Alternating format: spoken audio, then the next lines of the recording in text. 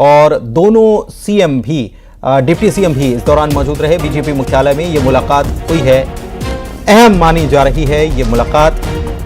तो ये बड़ी खबर दिल्ली से जेपी नड्डा जो हैं उनसे सीएम डॉक्टर मोहन यादव ने मुलाकात की और उनके साथ दोनों डिप्टी सीएम राजेंद्र शुक्ल और जगदीश देवड़ा भी इस बैठक में मौजूद थे। मुलाकात की है बीजेपी मुख्यालय में, ये मुलाकात हुई है। आपको बता दें कि सभी बीजेपी शासित राज्यों के मुख्यमंत्रियों की बैठक बीजेपी दफ्तर में बुलाई गई थी और इसीलिए सभी बीजेपी शासित राज्यों के मुख्यमंत्री दिल्ली में मौजूद हैं। अशरफ हमारे संवाददाता हमारे साथ फोन लाइन पर जुड़े हुए हैं, उनसे बात करते हैं। अशरफ, मुलाकात हुई किस बात पर? देखिए पुनीत, ये जो मुलाकात हुई है मुख्यमंत्री और पार्टी अध्यक्ष जेपी नड्डा और उनके साथ में दोनों मुख्यमंत्री राजेंद्र शुक्ल और जगदीश देवड़ा, तो यहाँ पर एक इन्होंने अपना पूरा 6-7 महीने की जो सरकार का कार्यकाल है वो कैसा रहा उसके बारे में चर्चा की। तो उसके बारे में बताया कि कैसे केंद्र और राज्य की सरकारें मिलके जो योजनाएं हैं उनको क्रियान्वयन कितनी फीसदी होगी और कहाँ कहाँ दिक्कतें आ रही हैं, इसको लेकर चर्चा की गई। और हमारे सूत्र बता रहे हैं कि हल्की फुल्की की चर्चा उपचुनाव को भी लेकर की गई। बुधनी और विजयपुर विधानसभा पर उपचुनाव होने हैं, तो इसको लेकर भी चर्चा की गई है। लेकिन प्रमुख रूप से मुख्यमंत्री ने अपनी सरकार का 6 महीने का पूरा रिपोर्ट कार्ड राष्ट्रीय अध्यक्ष के सामने रखा। जी, बहुत शुक्रिया आपका इस जानकारी के लिए।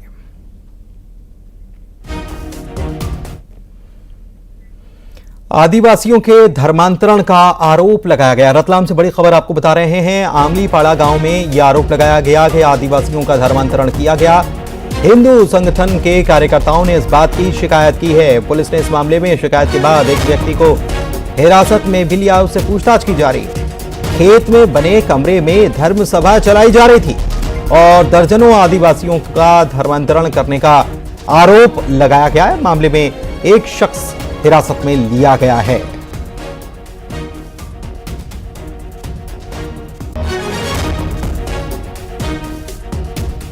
हिंदू संगठन के द्वारा कुछ सूचना प्राप्त हुई थी कि हमारे थाना क्षेत्र में आमलीपाड़ा में एक खेत में चर्च बना करके कुछ लोगों के, आदिवासी लोगों का धर्मांतरण किया जा रहा है। तो उसके संबंध में हम लोग वहाँ गए थे और प्रकरण प्रकाश में लाया गया है और इसकी अभी जांच की जा रही है और जैसा भी जांच के बाद आएंगे तथ्य उस तरह की कार्रवाई की जाएगी।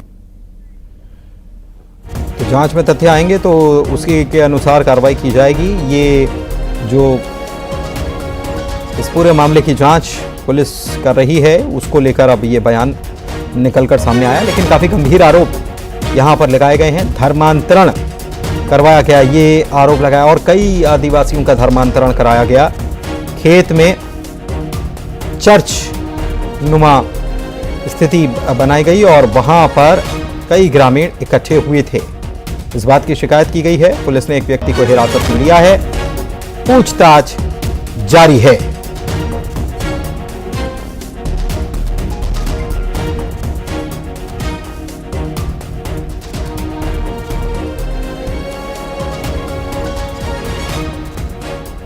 खेत में कमरा बना रखा था, वहां पर धर्म सभा चलाई जा रही थी। अमूमन रविवार का दिन चुना जाता है ऐसी धर्म सभाओं के लिए और अब एक आरोप लगाया गया स्थानीय हिंदूवादी संगठन के लोगों ने कि धर्मांतरण करने की कोशिश की जा रही है, पूछताछ की जा रही है। पुलिस ने एक व्यक्ति को हिरासत में ले लिया है।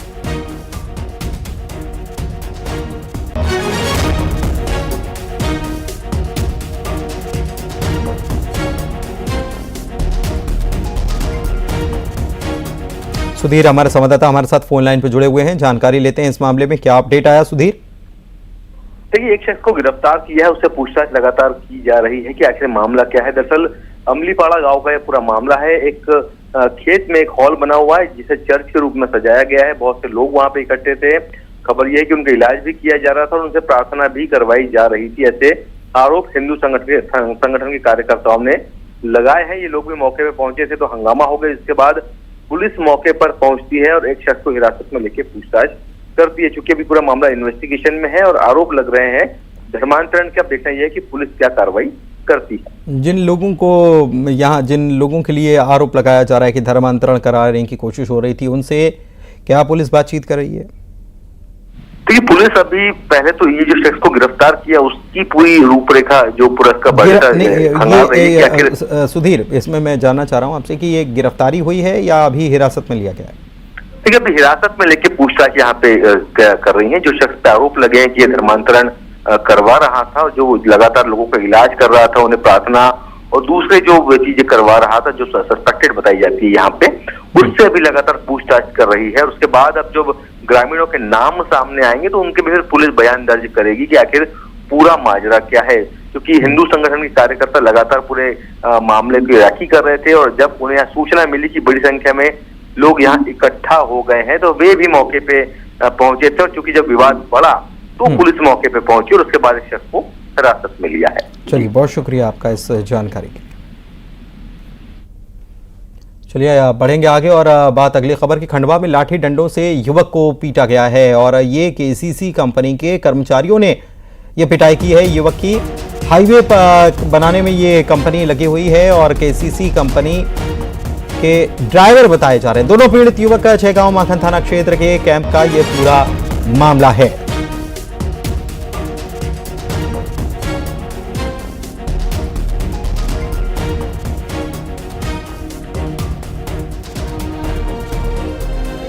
अमित जायसवाल हमारे संवाददाता फोन लाइन पर जुड़े हुए हैं, जानकारी लेते हैं। अमित, पूरा मामला क्या है? किस बात को लेकर ये मारपीट हुई है? आपस में मारपीट कर रहे थे, क्या है मामला?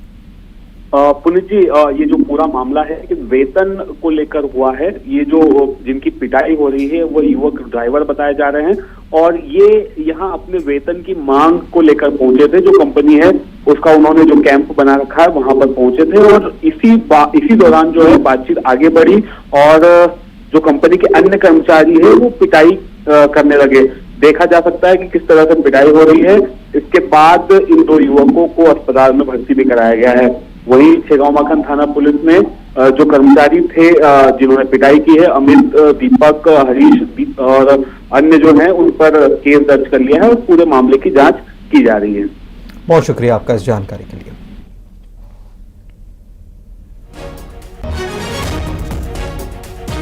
हरदा से खबर। अवैध निर्माण पर बुलडोजर चलाया गया। पार्क में अवैध निर्माण बना लिया गया था जिसे आखिरकार तोड़ दिया गया। यह हरदा में साईं आर्य कॉलोनी के पार्क का मामला है। नगर पालिका अमले ने यहां पर बुलडोजर एक्शन लिया है। कॉलोनी वासियों ने इसकी शिकायत की थी जिसके बाद अब ये कार्रवाई की गई है।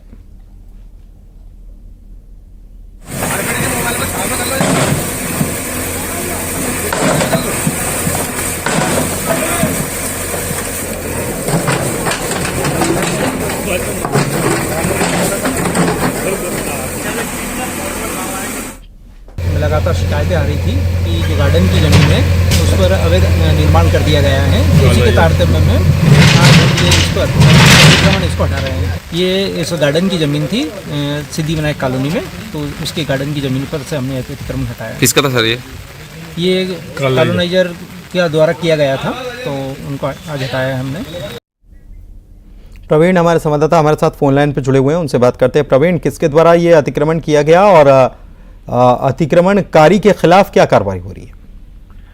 जी हाँ, ये जो पूरा मामला है साईं आर्य कॉलोनी का ये पूरा मामला है और यहाँ पर जो है पार्क था, रहवासी जो क्षेत्र है उसका पार्क था और वहाँ पर जो है कॉलोनाइजर के द्वारा ही यहाँ पर अतिक्रमण कर लिया गया था, जिसकी शिकायत यहाँ पर प्रशासन और नगर पालिका के अधिकारियों को की गई थी। लगभग 4 से 5 साल पुराना ये अवैध निर्माण बताया जा रहा है और चूंकि पार्क की जमीन थी, पार्क जो है लोगों के घूमने के लिए होता है और यहाँ पर उन्होंने अवैध निर्माण कर लिया था। घर बनाने की तैयारी थी जिसको लेकर रहवासी लामबंद हुए और उन्होंने इस पूरे मामले की शिकायत कर दी।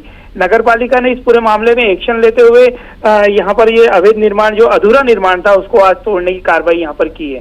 जी पुनीत, बहुत शुक्रिया आपका इस जानकारी के लिए। आगे बढ़ेंगे, बात अगली खबर की करेंगे। बालोद से थाने में बैठी कांग्रेस विधायक संगीता सिन्हा 1 घंटे से थाने में बैठी हुई हैं। एफआईआर नहीं दर्ज होने के आरोप लगा रही हैं कि एफआईआर दर्ज नहीं की जा रही। दरअसल विधायक की तरफ से आरोप लगाया जा रहा है कि छेड़छाड़ के मामले में एफआईआर दर्ज की जाए। महिला पार्षद के साथ मारपीट का यह मामला है। महिला पार्षद के दामाद पर ही छेड़छाड़ का आरोप है। अभिषेक पांडे हमारे संवाददाता जुड़े हुए हैं फोन लाइन पर, उनसे बात करते हैं। अभिषेक, पूरा मामला बताइए जरा कि ये मामला क्या है, माजरा क्या है, क्या हो रहा है इस मामले में? देखिए, पूरा मामला जो नगर पंचायत है वहां पर बाजार में अतिक्रमण तोड़ा गया था। इस अतिक्रमण तोड़ने के दौरान ही राजनीति शुरू हो गई थी। भाजपाई पार्षद, महिला पार्षद थी, उस पर हमला हुआ था और वहां पर जो स्थानीय विधायक हैं उनका भी प्रभाव है, कांग्रेस के हैं वो, और जो मारपीट हुई थी वहीं से राजनीति भी शुरू हो गई थी। महिला पार्षद जो भाजपा की थी उनके द्वारा थाने में एफआईआर कराई गई थी। बाद में जो गृह मंत्री छत्तीसगढ़ के, उन्होंने मामले को संज्ञान में लिया था और गुरु थाना प्रभारी को निलंबित करवा दिया था तत्काल प्रभाव से। अब उसी की ये अगला एपिसोड है कि बालोद की जो विधायक है महिला संगीता सिन्हा जो है वो थाने में बैठ गई है और एक नया मामला लेकर आई है। उसी मारपीट के दौरान की शिकायत बताई जा रही है जब एक महिला से किसी ने छेड़छाड़ की थी। अब जो विधायक है संगीता सिन्हा कांग्रेस की, वो चाहती है कि गुरूर पुलिस जो मार खाने वाली महिला पार्षद थी भाजपा की, उसके दामाद पर भी एफआईआर करे।